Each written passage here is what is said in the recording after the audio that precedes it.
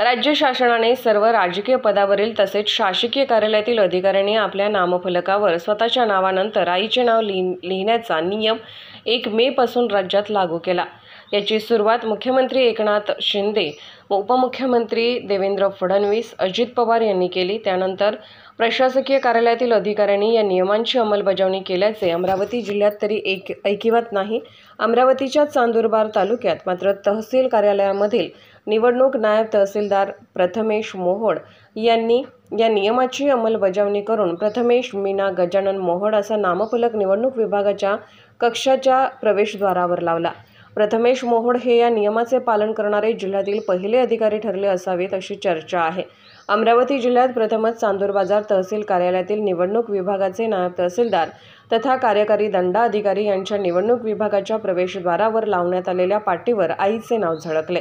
सरकारी दस्तऐवजामध्ये आईच्या नावाचा समावेश वेगवेगळ्या स्तंभामध्ये न दर्शवता उमेदवाराचे नाव, आईचे नाव, वडिलांचे नाव, आडनाव अशा स्वरूपात नाव नोंदणी करणे बंधनकारक करण्याचा निर्णय राज्य मंत्रिमंडळाने घेतल्यानंतर आता 1 मे पासून अनेक ठिकाणी याची अंमलबजावणी करण्यात येत आहे। यानुसार जिल्ह्यात पहिले चांदूरबाजार तहसील कार्यालयात निवडणूक विभागात कार्यरत निवडणूक नायब तहसीलदार तथा कार्यकारी दंडाधिकारी प्रथमेश गजानन मोहोड यांच्या दालनाबाहेरील नामफलक पाटीवर आईचे नाव झळकले आहे। त्यावर प्रथमेश मीना गजानन मोहोड हे नाव आहे। अशा प्रकारे आईच्या नावाचा उल्लेख असलेली जिल्ह्यात पहिली पाटी चांदूरबाजार तहसील कार्यालयात दिसून येत आहे।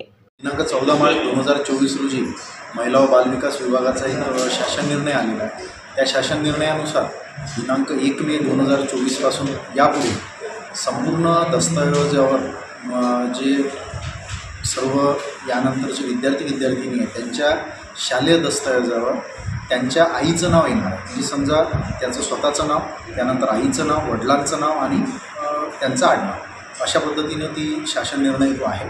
तर त्या शासन निर्णयाची अंमलबजावणी करण्याकरिता शासकीय अधिकाऱ्यांनी सुद्धा जसे मान्य मुंबई महानगरपालिकेचे आयुक्त आहे भूषण गगराणी सर, त्यांनीसुद्धा नवीन नेमप्लेट आपल्या आईच्या नावाची लावलेली आहे। त्यासोबतच माननीय मुख्यमंत्री साहेब, माननीय उपमुख्यमंत्री साहेब यांनीसुद्धा लावलेली आहे। त्याचीच अंमलबजावणी म्हणून त्या शासन निर्णयाची मी सुद्धा नेमप्लेट लावण्याचा प्रयत्न केलेला आहे। लोकनायक न्यूज